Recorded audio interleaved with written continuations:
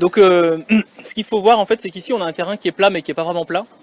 Donc en fait on a un niveau de rue qui est là et puis on a un niveau de rue qui est derrière qui fait à peu près 1 mètre de différence. Donc on a cherché en fait la meilleure position entre les deux, donc c'est pour ça qu'on voit ici un petit bout de rampe. Et en fait dans le bâtiment il y a réellement 3 niveaux. En fait il y a le niveau de la cantine qui est vraiment le niveau existant de la salle, le niveau sur lequel on était en fait qui a été rehaussé de une quarantaine de centimètres et de nouveau 40 centimètres en fait dans l'école. Tout ça pour créer quand même des accès PMR en fait, voilà, et que la cour de l'école soit légèrement en pente mais pas non plus en creux par rapport à tous les avoisinants. Donc ici, oui, on a un petit peu réaménagé la zone. À l'entrée du bâtiment, on a créé une chaufferie qui n'existait pas. Je crois pas qu'elle existait. Non, oui, il en existait une, mais voilà, on a transféré, on a refait. Alors là, ici, c'est une chaufferie gaz en fait qui est prise. Voilà, on avait d'autres ambitions au départ, mais toujours pareil. Voilà, trop peu de temps en fait. Ouais, puis bon, peu de temps de voilà. Ouais. On avait chaufferie. Il y avait aussi la question en fait du chauffage urbain qui se posait. L'ambition de faire un réseau de chaleur, les 2 écoles et la salle. Et voilà, mais en fait, on avait. On a fait sur un autre site à Villeray où on a un autre groupe scolaire. On a le groupe scolaire avec 2 écoles, pareil. On a le restaurant scolaire, on a construit une salle multi-activité. Et là, on a fait un réseau de chaleur. Okay. Voilà, donc ici, on s'était posé la question, mais en fait, le temps que le réseau se fasse. Au lieu d'avoir 4 chaudières, on n'en a plus qu'une. Voilà. Voilà. Donc ici, on a quand même remis la chaudière gaz. Et puis après, on va essayer de rentrer. En fait, je sais pas, je pense que la salle est ouverte. On va rentrer. Ils sont partis dans l'école, hein, non ou pas là Ah, ils sont là, d'accord. On va plutôt rentrer dans l'école. Allez. L'appel d'offres, il a été il y a des macrolos, j'imagine. Pardon. Il y avait des macrolos, j'imagine. Pour là, non, en fait, mis à part en fait le lot en fait au Saturbois qu'on a, voilà. Ouais, voilà. Après le reste, c'était que des lots classiques avec. Ouais, mais la conception bois était pensée en macrolos. Oui, parce qu'en fait, on savait que c'était le point d'entrée pour la rapidité, en fait, voilà, c'était ça, et qu'on savait aussi que dans la région, il y avait des gens qui étaient capables de répondre, voilà, sur cette technologie-là. Donc voilà, on l'a fait. Après. Vous avez décrit le principe cloué dans votre descriptif. Oui. Ça, c'était dû, en fait. Ça limitait un petit peu, mais en fait, tout le monde sait le faire quand même, en fait, parce qu'aujourd'hui, c'est entre guillemets, c'est public. Oui. Et ouais. Donc voilà, c'est ça. Et en fait, c'était un principe aussi de mur sain. C'est-à-dire qu'en fait, ici, une ossature bois classique, vous avez un OSB qui est quand même plein de colle, machin, etc. Donc là, on a que des principes. C'est pareil, tout à l'heure, il disait, nous, on a fait du cloué parce que c'était plus simple pour nous. Nous, on voit l'avantage du cloué parce que c'est pas non plus collé, en fait. Et là, l'école, aujourd'hui, il existe des colles avec moins de COV, mais c'est quand même pas encore très courant, quoi. Ça met du temps à venir, et voilà. Donc ici après la commande c'était 3 salles de cours, hein. Donc on a à chaque fois on va les voir des plus petits aux plus grands.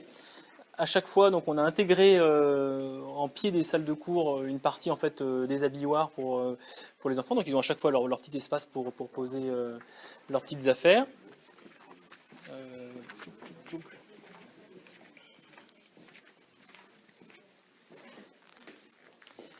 Et après donc on a fait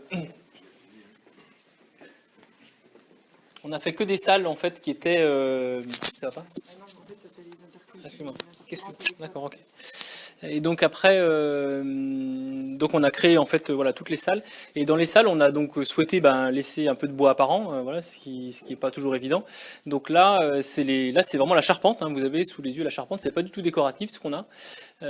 Donc en fait, on a ces modules pareil qui ont été préfabriqués, voilà, des charpentes, dans lequel en fait on a intégré aussi, on voit des bandes grises en fait du faux plafond pour faire de la correction acoustique. Et après dessus en fait on a un platelage bois un peu épais parce que là pour le coup on a du polyuréthane, donc ça c'est pareil, c'est un problème de marché public.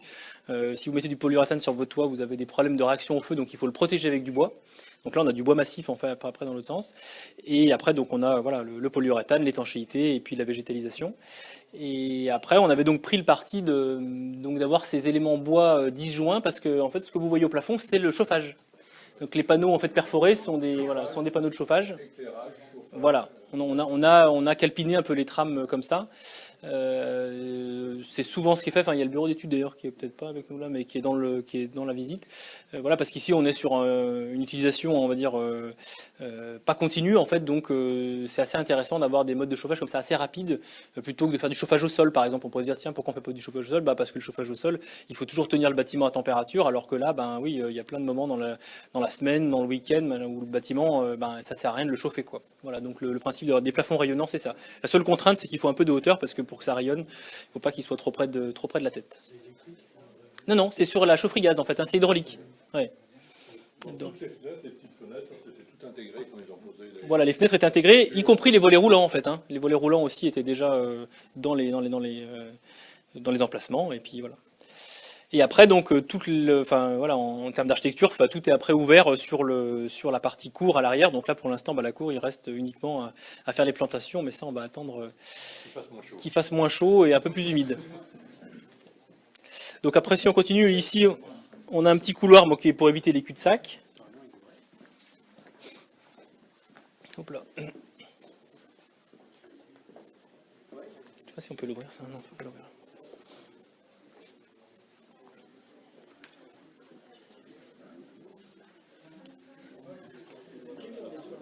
Abac.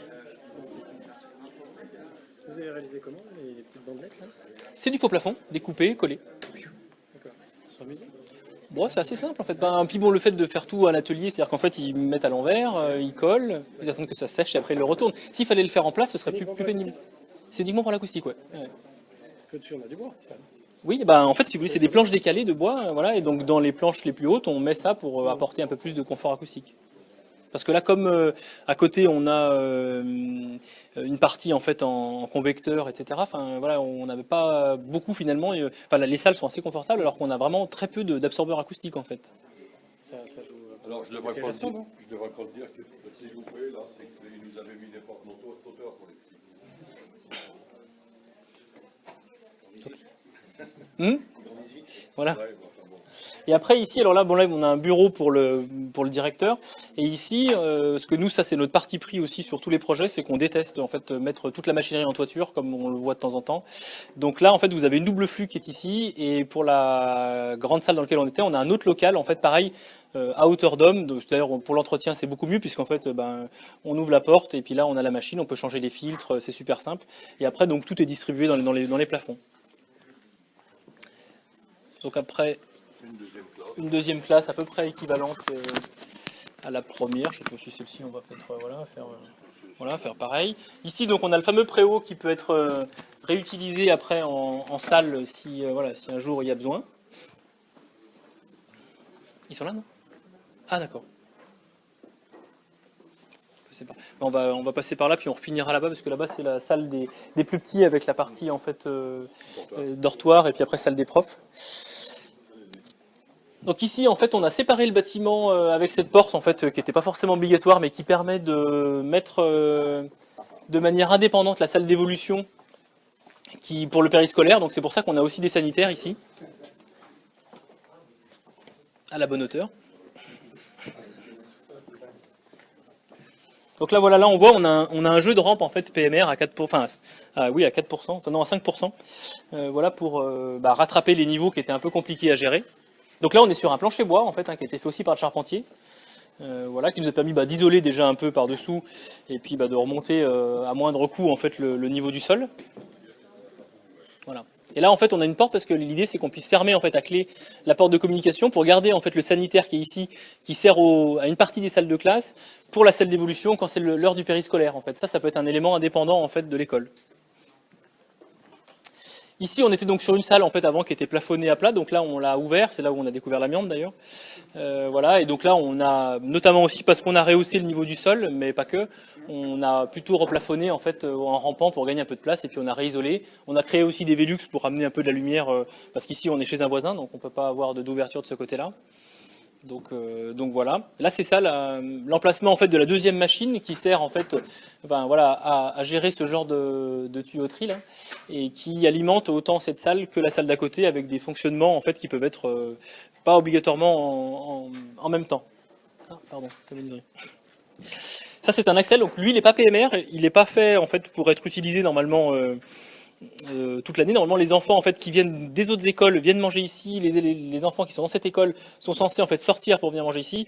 On a quand même créé un accès ici, donc qui n'est pas PMR, voilà, qui a pas vocation à être utilisé tout le temps. Mais l'hiver, en fait, voilà, on comprend bien que les profs ont plutôt envie d'utiliser en fait cet accès-là et d'utiliser l'extérieur de manière plus, voilà, même si c'est pas le fonctionnement classique, quoi.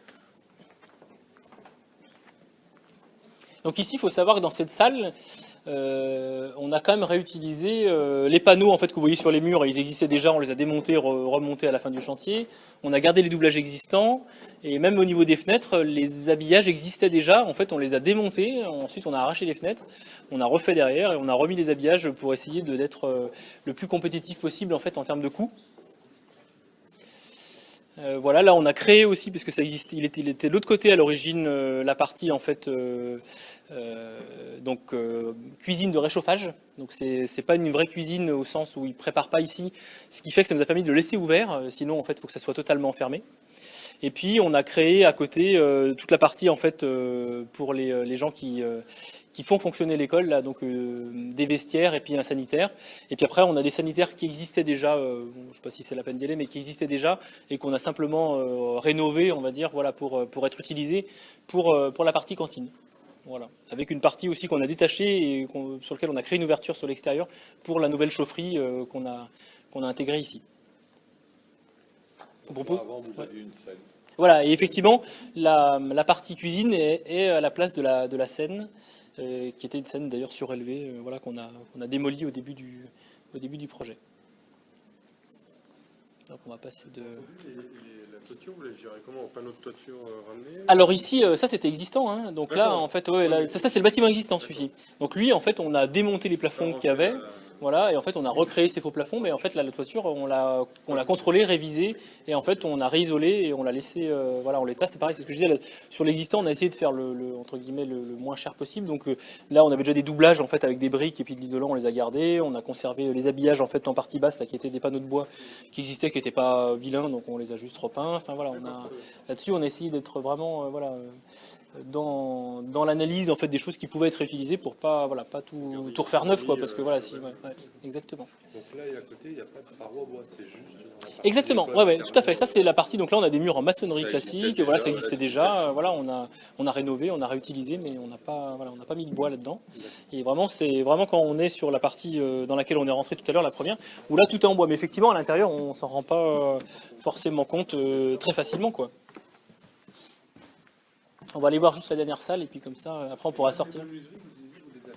Ah si, là les menuiseries on a changé ici. Ouais. Ah oui, ça on a. Par contre on a gardé, il y avait déjà les embrasures en fait en aluminium comme ça, donc on les a démontées, on va dire de manière voilà, attentionnée, et puis on a pu les remonter en fait à la fin du chantier, quoi.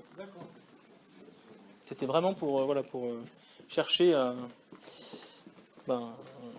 faire le minimum d'investissement, quoi, sur ces trucs, quoi. Oui, ça c'est le local. Bon, ça c'est un local ADSEM. Là, on a une petite salle des profs en fait qui marche avec un petit patio arrière, donc c'était juste pour lui amener un petit éclairage. On a aussi quelques puits de lumière en fait. Ouais, je vais attendre, j'ai pas vu que je suis avancé trop vite. Sylvain a une présentation ici, quoi. Ouais, bah écoute, c'est un honneur. Non, je disais oui, voilà, là on a fait une petite salle qui donne en fait sur une petite cour arrière. Il y a même un vélo pour que les enseignants... Voilà, pour les profs puissent s'amuser. Voilà. Et partout en fait dans les locaux qui étaient un peu plus sombres, on a mis en fait ça c'est de la lumière naturelle en fait, hein. Donc là c'est ce qu'on appelle un sun tunnel. Donc là c'est juste un tube en fait en inox avec un verre en fait sur la toiture qui amène cette lumière. Il y a pas de, là c'est pas éclairé, quoi. Et pareil dans les couloirs, on a des fenêtres de toit plat en fait, hein, qui permettent d'amener de la lumière.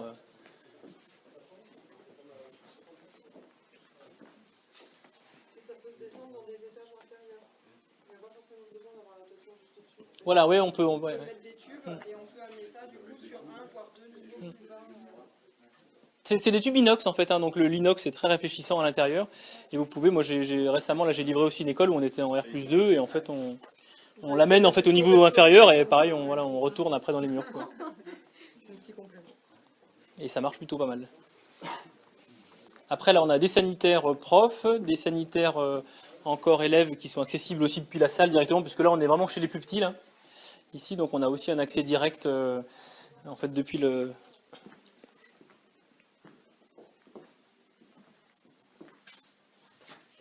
avec une petite douche s'ils se font mal. Ah ouais, trop chou. Ouais. Allez-y, allez-y. Il y a un dortoir. Oui, en fait, on va le voir, il est juste... en fait, c'est ça, on est vraiment un seul pupille. Donc eux, ils ont leur accès indépendant en fait, au WC parce que voilà, ça peut pas trop attendre. Et puis pareil, ils ont l'accès en fait à la sieste directe. Une douche pour les accidents. Et en fait, ici, hop... Voilà pourquoi je voudrais revenir à l'école.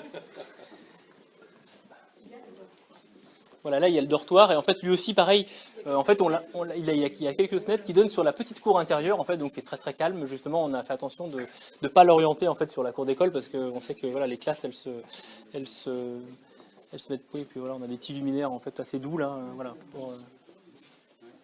Donc comme ça eux quand ils sont dans cette salle ils ont des portes acoustiques, voilà ils entendent plus personne en fait. Vous avez quand même des lampes en plafond. Oui, il y a quand même un éclairage. Ouais, Pour faire le ménage, c'est peut-être mieux. Oui, puis Après ça tout. Ça peut donner de la polyvalence. Ouais, puis exactement. Puis après tout est gradable en fait, donc voilà, on peut faire plus ou moins fort sur les lumières, pareil sur les lumières en plafond. Et on a de nouveau là aussi les plafonds rayonnants, voilà en termes de. Oui, on est en double flux ici, hein, donc on a une grosse ventilation, on a beaucoup plus de ventilation que dans un bâtiment en simple flux. Et puis on a aussi, voilà, toutes des fenêtres qui s'ouvrent en fait sur l'extérieur là-bas. Là, pour l'instant les volets sont descendus, mais on peut aussi aérer.